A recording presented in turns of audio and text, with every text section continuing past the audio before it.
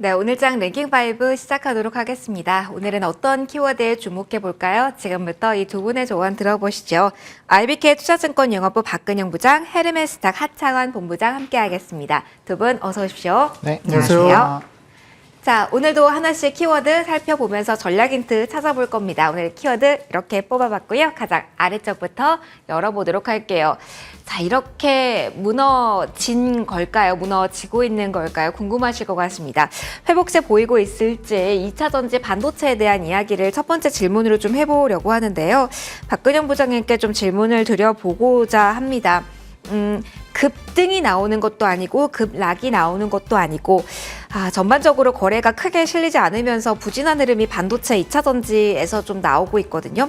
큰 틀에서 봤을 때 양쪽이 대면하고 있는 논리가 같은지 지금 상황 어떻게 봐야 될지 정의 먼저 듣고 갈게요. 네, 2차 전지 같은 경우는 수출 지표가 조금은 쉬어가는 구간입니다. 3분기 정도에 다소 조금은 지표가 조금 쉬어갈 것이라고 계속 리포팅이 됐었고요. 특히 이제 원자재 리튬 가격이 빠지니까 판가, 수출 판가 부분들도 조금 쉬어갈 수 있고, Q의 증가가 사실 좀 뚜렷하게 나온다면은 전체적인 금액은 커질 수 있는데, Q의 증가가 아주 드라마틱하진 않습니다.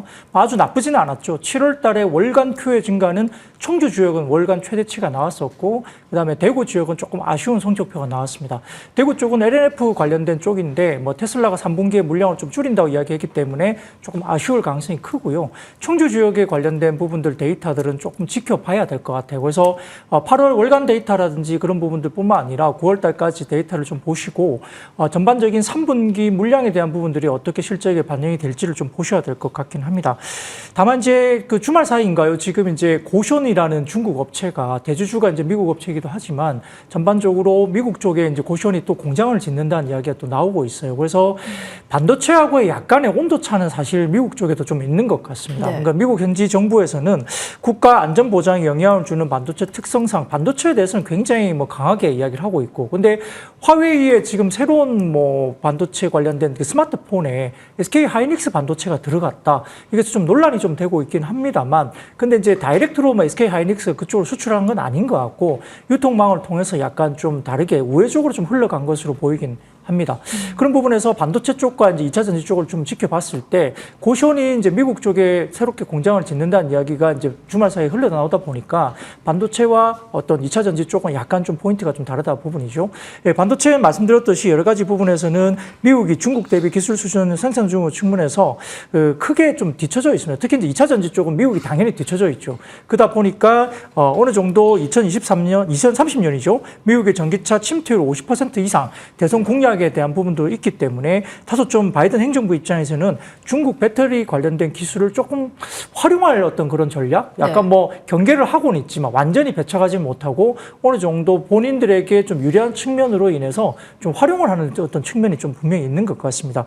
그래서 CATL이나 포드와의 협력이라든지 고션의 미국 본토 투자 등이 여러 가지 점진적으로 지금 계속적으로 이제 이야기가 나오고 있는 상황이기 때문에 다소 조금은 실적이나 이런 부분들이 숫자가 좀 쉬어가는 국면에서 약간 2차 전지 쪽에 좀 불리한, 환경적으로 센티적으로 좀 불리한 이야기들이 좀 나오다 보니까 밸류에이션 부분에 대한 부분들이 좀 쉬어가는 모습이 있는 거죠.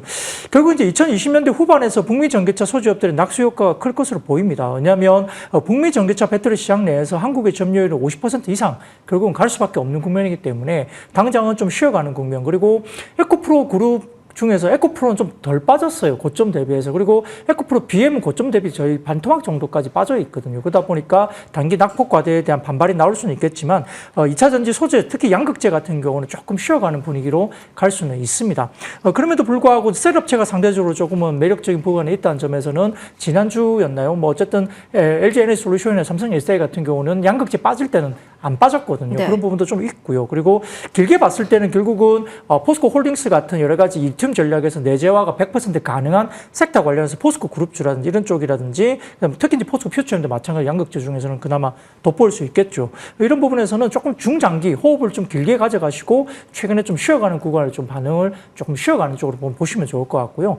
반도체 쪽은 아까 말씀드렸던 화웨이 논란에 가려진 모바일 메모리 회복세인데 두 가지가 되겠습니다. 결국은 중국이 지금 그 한국의 반도체를 가져갈 수밖에 없다는 이야기죠. 유통사를 통해서 우회적으로 지금 어떻게 가져갔든 간에 중국의 제품에 한국의 제품에 메모리가 들어갔다는 것이고요. 그리고 일부 지금 낸드 쪽에 지금 여러 가지 부분에서 체크를 좀 해보면 실제 채널 체크를 통해서 중화권 스마트폰 업체들의 부품 재고 조정이 최근에 마무리 단계에 접어들었다는 이야기가 나오고 있습니다. 초기 신호들이 관찰되기 시작했다는 거거든요. 그렇게 되면 그 키옥샤에 따르면 또 샤오미 등의 중국 스마트폰 업체들이 내년 물량 계획을 지금 준비하면서 9월 초부터 오더 컷이 마무리되고 있다라고 지금 이야기가 나오고 있어요. 그러다 보면 결국은 삼성전자가 최근에 메모리사와 그다음에 스마트폰 관련된 업체들과 판가 협상을 진행하면서 9월달 접어들면서 1, 2년 이상 지속되어 온 디램과 낸드 판가 하락을 멈추고 일부 인상하는 쪽으로 지금 삼성전자가 여러 가지 협상에 들어갔다는 이야기가 나옵니다. 그게 보면 삼성전자의 9월 모바일 디램과 낸드 제품은 모바일 같은 경우는 약 7에서 9% 그리고 낸드 제품은 여러 가지 부분에서 1에서 2% 정도 인상 가능성이 높습니다. 2분기 바닥을 놓고 3분기부터는 가격 인상이 들어온다는 겁니다. 그렇게 되면 결국은 이야기 중에서 삼성전자 이런 쪽에 가격 인상이 본격적으로 나온다면 멀티플이 추가적으로 올라갈 가능성이 있다고 보이거든요. 그래서 2차 전지 쪽보다도 반도체 쪽은 사이클 산업이에요. 그러다 보니까 실적이 안 좋은데 주가가 움직이냐? 이건 사이클에 따라서 움직이는 산업의 특성이 있기 때문에 주가 부분들은 어느 정도 확인이 되는 순간 주가는 이미 반영돼서 꽤 올라갈 가능성이 높다고 볼 수 있겠고 한미 반도체 같은 경우는 오늘 같은 경우에 보면은 대표이사 부회장이 오늘 또 주식을 또 샀습니다. 그래서 5만 원대 중반 정도의 평가 금액으로 지금 최근에 수십억을 지금 사고 있기 때문에 굉장히 자신감을 갖고 있다는 것이고 그래서 낙수효과 관련된 부분에서 여러 가지 부분에서는 반도체 쪽은 조금 더 센티적으로 2차 전지보다는 지금 조금 나은 상대적인 우위에 있다 볼 수 있겠고요. 그래서 반도체 쪽은 오히려 지금은 좀 하반기 내년을 바라보고 좀 더 긍정적인 접근이 가능한 구간으로 볼 수 있는데 다만 하이닉스 쪽보다는 지금 하반기에는 삼성전자 쪽의 모멘텀이 굉장히 큽니다. HBM 관련된 모멘텀은 삼성전자에 집중되고 있기 때문에 삼성전자의 낙수 효과를 받을 수 있는 뭐 TFE, 그다음에 프로텍, 그다음에 한미 반도체는 양쪽에 다 걸쳐 있는 종목이고요. 이런 종목들 중심으로 조금은 좀 더 슬림화해서 보실 필요가 있겠습니다. 알겠습니다. 둘러싼 뉴스들까지 좀 정리를 받아봤어요. 수급적인 이슈에 조금 더 포커스를 좀 맞춰보려고 합니다. 하창한 본부장님께 질문을 좀 드려볼게요. 많은 분들이 이것도 궁금하실 것 같은데 2차 전지 하락에 베팅하는 첫 인버스 ETF가 내일 상장이 된다라고 합니다. 정방향도 상장이 되긴 한데 인버스라는 게 시장에 관심을 사로잡는 한 부분이죠. 어떤 영향을 미칠까요? 최근에 안 그래도 부진한 흐름이기 때문에 수급상으로 어떠한 이야기가 펼쳐질지 그럼 오늘 장은 어떤 포인트로 봐야 되는지 일단 궁금합니다. 일단은 이거는 상장되고 나서 좀 네. 봐야 되지 않을까 싶긴 하거든요. 왜냐면 뭐 다들 아시겠지만 이게 이제 인버스 ETF가 이제 개별적으로 나타난 것도 처음이기 때문에 어떻게 좀 진행이 될지. 근데 이제 우리가 항상 이제 대차장과 공매도 쪽을 보고 있었는데 이제 요 주가 흐름들을 보면 조금 더 이제 이런 것들이 좀 가시화가 되지 않을까라는 생각이 들거든요.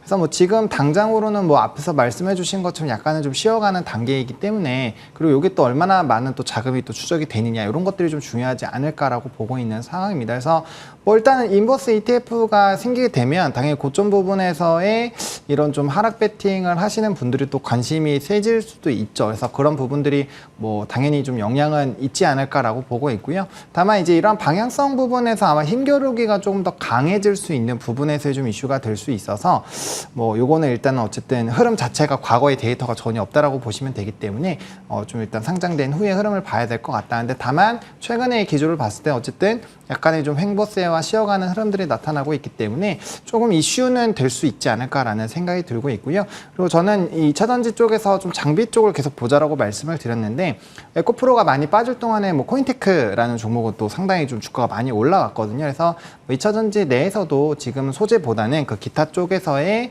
흐름들을 좀 보시는 게 맞지 않을까라는 생각 좀 첨언을 드리겠습니다. 그럼 이것도 궁금합니다. 지금 시장에 워낙 수급 쏠림이 강하다 보니까 이렇게 분산이 돼서 2차 전지 반도체를 보지 않을 때 사도 되는 건가에 대한 물음표는 많이 달리신 상황일 것 같거든요.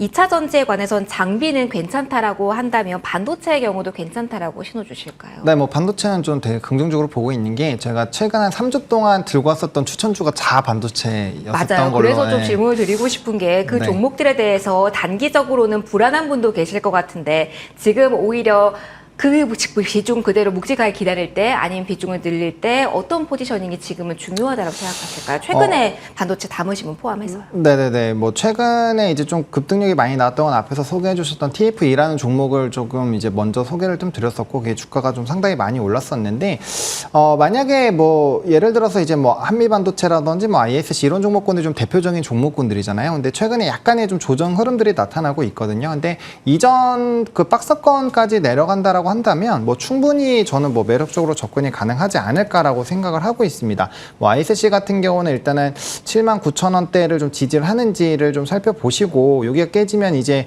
민라인에서 이제 갭 메우는 부분을 보시면서 접근하면 될 것 같고요.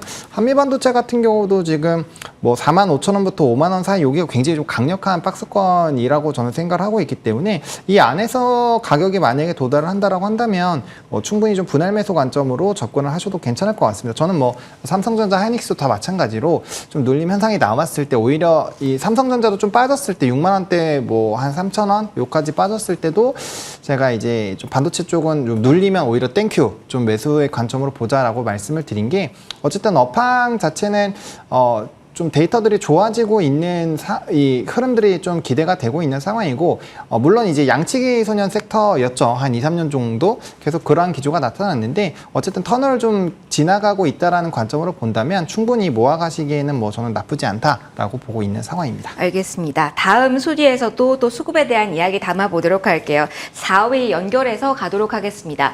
두산 로보틱스 이야기 많이 나옵니다. 기관 수요 예측 오늘부터 시작됐습니다. 본부장님과 일단 수급적인 측면의 질문을 하나 드리면서 이어가 보도록 할게요. 많은 분들이 지금 시장의 대응 난이도가 높다고 하세요.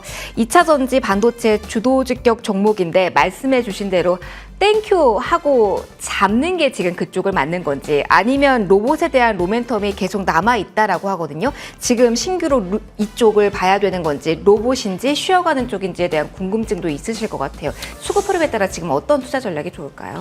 로봇주는 지금은 조금은 늦지 않나라는 생각이거든요. 제가 이제 반도체 연달아 말씀을 드리기 전에 뉴로메카라는 종목을 좀 소개를 드렸었는데, 네. 이게 8월달 오르기 전에 좀 말씀을 드렸었죠. 그때 이후로 이제 목표가 5만 원 도달이 돼서 한번 AS도 했었던 기억이 나는데요. 맞아요. 어쨌든 이 로봇주들이 지금 이미 시세가 상당 부분 많이 분출이 된 상황이고, 일단 주요 포인트는 두산 로보틱스 IPO에 대한 부분이었거든요. 그래서 그 결과가 사실상 어떻게 나오느냐에 따라서 약간의 좀 변수는 나올 수 있는데, 로봇주들의 최대의 이런 좀 약점이라고 할 수 있는 거는 이제 절대적인 실적이 사실 시총 대비했을 때는 너무너무나도 좀 낮게 나오고 있거든요. 그냥 절대적인 수치로만 봤을 때. 그래서 그런 부분에서 봤을 때 단연 고평가에 대한 얘기가 너무나도 강하게 나올 수 있지 않을까라는 부분이고요. 물론 저는 이제 로봇주들은 중장기적으로도 계속 보셔야 된다라고 생각은 하고 있습니다. 뭐 출산율이라든지 임금 상승률 부분을 봤을 때 단연 계속적인 이슈가 될 거라고는 보고 있지만, 지금까지는 이제 대기업의 이런 투자를 필두로 좀 많이 올라왔었던 부분들이 있거든요. 그래서 그 평가가 일단 우리가 예상하는 대로 정말 잘 나오는지 그 부분을 좀 보셔야 되지 않을까라고 보고 있고, 이게 끝났을 때는 이제 정책적인 모멘텀들과 이후에 이제 이런 신제품들, 그리고 뭐 하나에서 나오는 이런 것들을 좀 봐야 되는데, 그게 얼마나 이런 좀 곡선을 계속적으로 갱신을 할 수 있는 요인으로 작용이 될지, 왜냐면 이런 것들은 이미 좀 반영이 같이 되어 있다라고 보셔야 된다라는 관점이거든요. 그렇게 됐을 때는 정말 지금의 이런 트리거보다 더 강력한 무언가가 나와야 되는데, 그게 과연 얼마나 나올 수 있을까. 그래서 지금 같은 경우 이제 두산 로보틱스와 연관이 되어 있는 기업들이 오늘 좀 많이 움직이고 있는데, 만약에 좀 트레이딩으로 접근하신다면은 그런 쪽과 연관해서 뭐 짧게 정도 보시는 거는 괜찮을 거라고 생각을 하고 있고요. 다만 이제 로봇 쪽으로 봤을 때는 조금 많이 올라왔기 때문에 지금 시점에서 좀 들어가시기에는 좀 부담스러운 자리이지 않을까라는 생각입니다. 그럼 상대적으로 두산 로보틱스와 연결고리 있는 종목군은 덜 올랐다라고도 말할 수 있는 자리라고 보시는 걸까요? 아니죠. 덜 올랐다라기보다는 오늘 오히려 더 많이 올랐어요. 네. 네, 더 많이 올랐는데, 뭐 다음 거래일까지 오늘 뭐 마감장에 상한가가 풀리지 않는다라고 하면 더 가겠죠. 그렇게 된다면 충분히 뭐 차익 매물이 나올 수 있다라고 보고 있기 때문에 뭐 사실상 좀 접근하기엔 좀 쉽지 않다. 오히려 만약에 그런 쪽으로 접근을 한다라면은 뭐 반도체 쪽과 같이 연관돼서 이제 로봇 된다거나 아니면 좀 부각이 안 됐었던 종목군들이 있거든요. 그런 종목군들 좀 위주로 보시는 게 맞지 않을까라고 보고 있거든요. 뭐 대표적으로 포메탈 같은 종목이나 뭐 라운테크 이런 종목군들이 이제 뭐 좀 엮여 있거든요. 그런 종목군들 위주로 보시는 게 맞지 않을까 싶습니다. 후발로 알겠습니다. 본다면. 네. 어렵네요. 요즘 시장에서 계속 찾아야 되고 돈의 쏠림이 워낙 강하다 보니까요. 이쪽도 쏠림이 강해서요. 바로 이어서 3위 체크하도록 하겠습니다. 3위는 박근영 부장님과 이야기 풀어가도록 할게요. 의료 미용기기 관련주 역시 강화합니다. 외국인의 매수세도 단단하게 나오고 있고요. 오프라인에서도 긍정적인 뉴스 그리고 어디에 어떤 이야기가 실렸다더라 이런 호재성 뉴스도 담아져 가고 있습니다. 부장님 계속해서 앞서 로봇도 강한 쪽이었지만 의료 미용기기 역시 실망감 크게 없이 쭉쭉 올라오준 쪽 중에 하나거든요. 루닛도 계속 호재 안고 올라오고 있고요. 어떻게 보시는지 궁금해요. 같은 테두리로 봤을 때 성장성이 동일하다 보시는지 아니라면 실적이란 변수가 사이에 끼어 있는지 아직 남아있는 룸이 이쪽에 더 있다고 보시는지도 함께 이야기 들려주세요. 네, 뭐 AI 의료 관련된 쪽은 루닛과 뷰노 같은 경우가 많이 올라왔죠. 사실 실제 2021년, 22년 정도까지 보면 이 회사들이 뭐 매출이 100억대 정도일까요? 그 정도일 것 같습니다. 향후에 이제 몇 년 내에 500억 정도 올라간다 이런 이제 추정을 가지고 주가들이 꽤 움직였죠. 네. 그렇기 때문에 로봇주가 움직일 때 AI가 같이 이제 연동해서 사실 좀 비슷하게 같이 움직이는 날이 굉장히 많았어요. 그러다 보니까 로봇은 이제 두산 로보틱스가 이제 상장을 하겠지만 뭐 몇 년치 좀 당겨서 그러니까 2차 전지와 비슷한 스토리로 몇 년 뒤에 성장성을 당겨서 이제 이렇게 밸류에이션을 하고 밸류에이션 부분들을 어느 정도 정당화하면서 주가들이 올라가는 그런 모습을 보였기 때문에 만약에 로봇 관련주가 두산 로보틱스 관련된 쪽에서 어느 정도 모멘텀 플레이가 만약에 마무리가 된다면 그 뒤에 로봇이 만약에 그런 부분들 때문에 밸류에이션으로 들어가면서 조금 조정세로 들어간다면 AI도 비슷한 국면으로 될 가능성이 높아요. 실질적으로 지금 어떤 매출이나 이익단만 가지고는 주가에 대한 사실 저희가 설명하기는 좀 어려운 밸류에이션이기 때문에 이런 부분들이 로봇과 AI가 좀 연동해서 같이 좀 움직일 가능성이 높지 않을까라는 개인적인 좀 사견을 갖고 있습니다. 그래서 조금은 지금 새롭게 들어간다 이건 조금 제가 보기에는 좀 너무 늦었고요. 네. 기존에 가지고 계신 분들이 아직까지는 뭐 길게 최근에 상반기 내내 들고 있다가 충분한 수익을 갖고 계시다면 추세가 깨지기 전까지는 가지고 계시되 만약에 모멘텀 플레이가 끝나는 경우에는 다소 조금은 우리가 던질 수 있는 준비를 조금 하실 필요도 있습니다. 근데 방향성은 맞겠죠. AI 인공 관련된 의료 쪽도 마찬가지고요. 우리가 큐렉소 같은 경우도 로봇이 이제 수술을 한다 그러잖아요. 복강경 수술. 그러니까 사람이 하기가 굉장히 어려운 뭐 정밀한 것들 관련해서는 그런 방향으로 갑니다.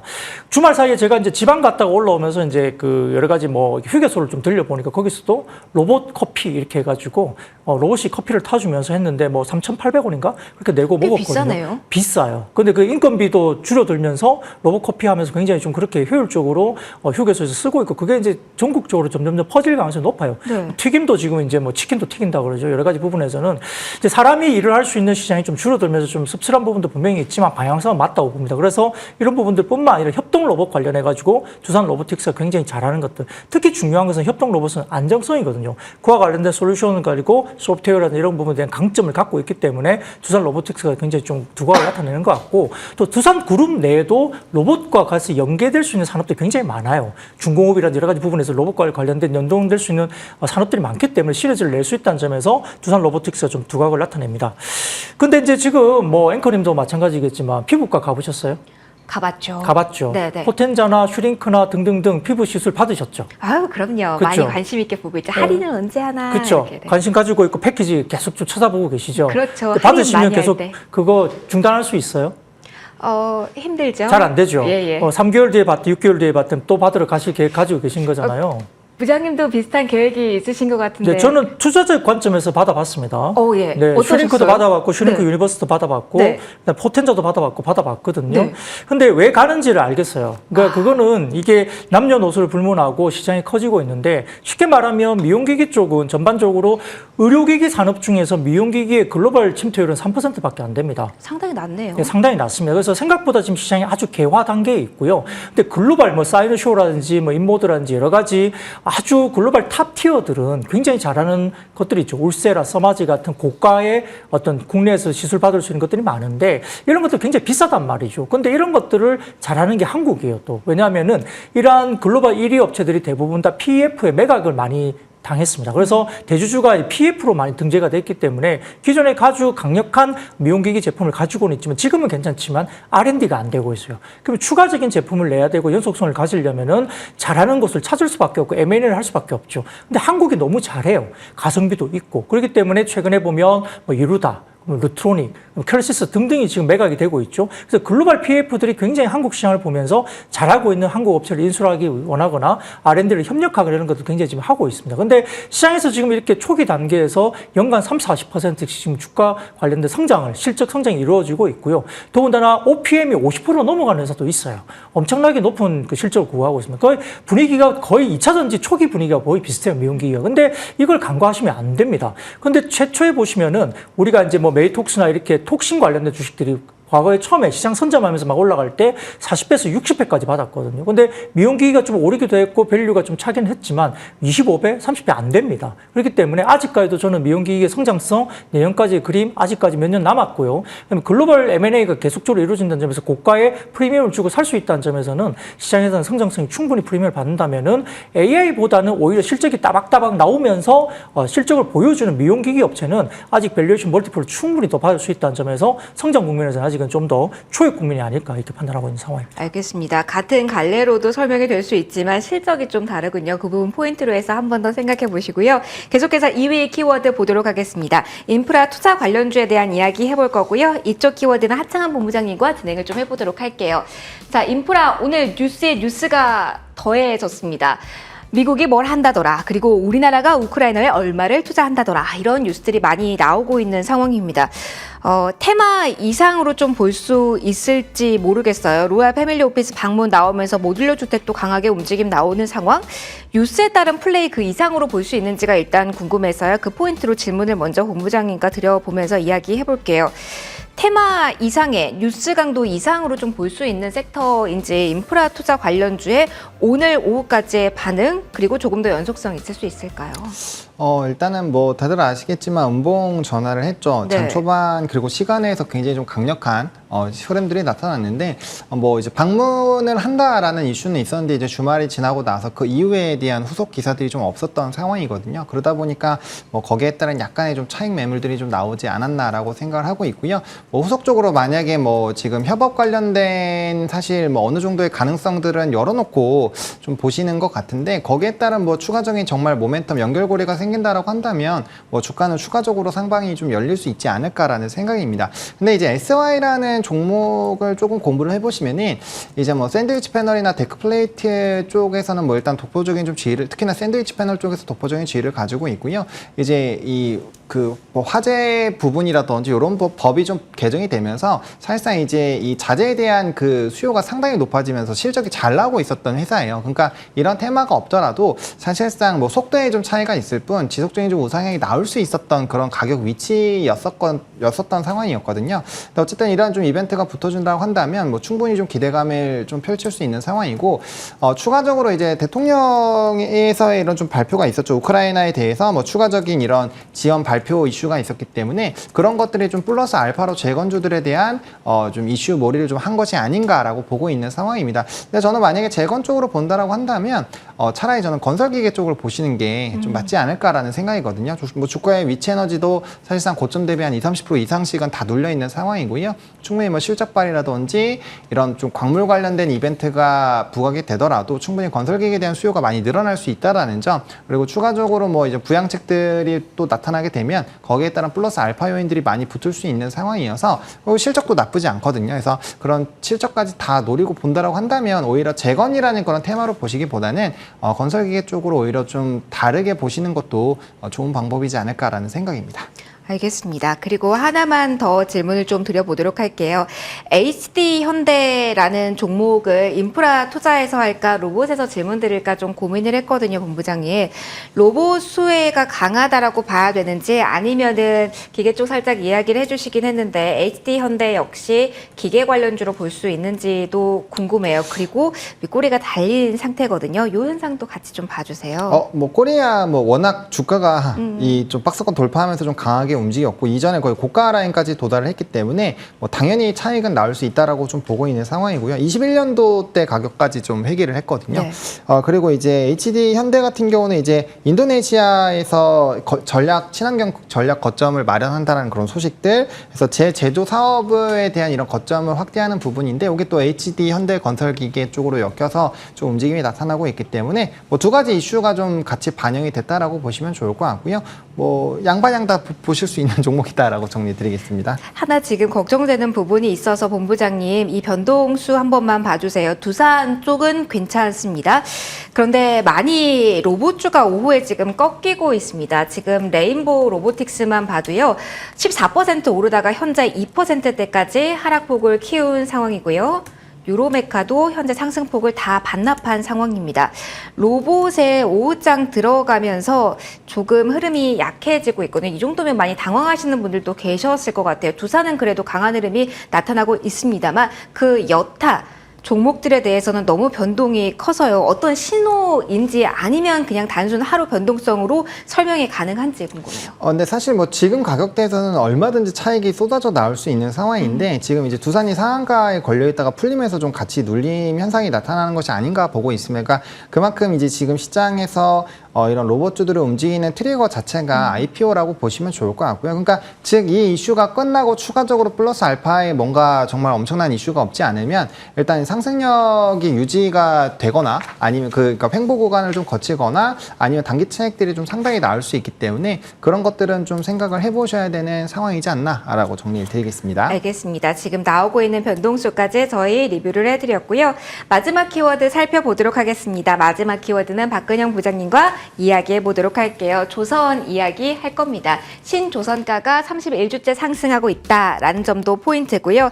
이것도 같이 궁금합니다. 저희 성장성 그러니까 나아질 것이다, 변화가 될 것이다 이쪽으로만 봤는데 실적 포커스로 실적 장세로 옮겨가는 과정은 언제 올지 그런 과정에서 조선도 주목을 더 받을지 궁금하거든요. 그럼 지금 진입하기 괜찮은 시점이라고도 보시는지 아이디어 좀 주세요. 네, 조선은 실적을 논할 때 지금 나오는 숫자는 2년 전의 수주를 반영하는 거로 보시면 됩니다. 원래 당장 어떤 수주를 받아가지고 숫자에 반영되는 게 아니고요. 지금 만약에 올해 실적 관련해서 나오는 숫자들은 2년 전의 수주를 바탕으로 숫자가 나오는 거니까 지금 수주를 잘 받게 된다면 2년 뒤에 그 수주에 대한 숫자가 나오게 되겠죠. 네. 이러한 것들을 좀 기본적으로 이해를 좀 하셔야 될 것 같고요. 클락슨 신조선가 지수가 지난 9월 1일 기준으로 본다고 한다면 지금 전반적으로 매주 금요일마다 찍게 되는데 발표한 이 지수가 2023년 1월 27일 이후에 31주 연속으로 상승세가 지속되고 있는 상황입니다. 신조선가가 일단 빠지지 않고 있기 때문에 변함없이 계속적으로 좋아지고 있는 상황이고 신조선가 지수가 30주 이상 상승한 사례는 총 역사적으로 5번밖에 없어요. 그러니까 그만큼 최근에 조선가 관련된 부분들이 상당히 좋다는 이야기고요. 이 조선사의 신주 관련된 신조 수주 규모인데 올해를 제외한 과거 4번의 사례를 모두 보면 슈퍼 사이클이었던 2000년대 중반에 나타나기 시작했거든요. 그래서 이러한 분위기가 비슷하게 나가고 있고 건조 슬롯을 선점하는 선주사들이 앞다투어서 발주에 나서면서 수주량 Q가 증가하게 되고 선가 P 또한 동반 상승했던 시기로 볼 수 있습니다. 국내 조선사도 뭐 마찬가지지만 전 세계 조선사가 수주한 신주 금액이 568억 달러 그리고 2003년 6월부터 48주간 이어졌던 선가 상승 시기가 비슷하다면 톤수 기준 수주량은 한 50% 미만입니다. 그러니까 양적인 성장은 지금 좀 주춤한 상황이긴 한데 신조선가가 상당히 좋다는 이야기죠. 중국의 수주 점유율 상승세 우려는 다소 좀 있긴 합니다. 뭐 근본적으로 지금 점유율이 아마 중국 관련해서는 아마 전반적으로 조금 올라가는 모습인 것 같고요. 중국 야드에서 점유한 게 뭐 점유율이 79.6%니까 조금 많이 올라왔죠. 시장 기대에 비해서 올해 7월까지 국내 조선사의 수주 목표 달성률은 그럼에도 불구하고 빠르게 상승하고 있습니다. 슬롯이 많이 차 있고요. 2분기 실적을 통해서 경영 정상화 모습 또한 뭐 확인되면서 조선주의 안돌레리는 좀 더 이어졌는데 8월 신규 수주 관련된 부분들에 대해서는 다소 좀 부진한 부분이 있습니다. 전통 연료 추진체를 포함해서 메탄올 DF 등 친환경성 신조 또한 중국의 야드 위주로 발주되는 모습에 이익 시험 매물이 다소 좀 출회되기도 했습니다. 근데 전반적으로 봤을 때는 국내 슬롯이 워낙 찼기 때문에 네. 중국 쪽에 중국 현지 내에 슬락 관련해서는 현지 조선사가 조금 발주한 부분도 있다고 볼 수는 있습니다. 다만 이제 카타르 관련된 LNG 2차 배치 부분의 성과가 중요한 상황이 됐는데요. 국내 조선사의 성과 협상 경쟁력을 재확인할 수 있는 계기가 이 변수가 좀 있다고 볼 수 있습니다. 카타르 2차 배치 부분 약 40적 성과는 척당 230 2억 3,500만 달러 정도 수준에서 2억 4천만 달러 정도 수준에서 결정으로 될 것으로 보이는데요. 전반적으로 10% 할인한 수준으로 볼 수 있습니다. 근데 이제 지난해 6월에서 10월까지 국내 대형 조선 3사에 발주됐던 1차 배치분 관련해서는 당시 54척이 시세 대비 6에서 14% 할인 수준으로 나왔거든요. 근데 이 부분에서 할인율 그렇게 많이 안 나오게 된다면 카타르 발주된 변수에서는 상당히 좋은 변수로 될 수 있는 상황이고요. 이 관련해서는 건조 원가 상승을 확인한다면 아마 슬롯이 빠르게 소진되고 대량 발주가 LNG 성과 관련해서 주가 반등의 계기로 작용할 수 있는 점에서는 지금 카타르 2차 발주에 대한 성과 부분을 어느 정도 할인율로 나오느냐 부분을 좀 확인할 필요가 있겠습니다. 알겠습니다. 카타르 2차 발주가 핵심이 될 수 있다라는 포인트까지 언급해 주셨습니다. 랭킹5 오늘 여기서 마무리하도록 할게요. 아이빅의 투자증권 영업부 박근영 부장, 헤르메스타 하창한 본부장 두 분과 함께했습니다. 소중한 말씀 고맙습니다. 감사합니다.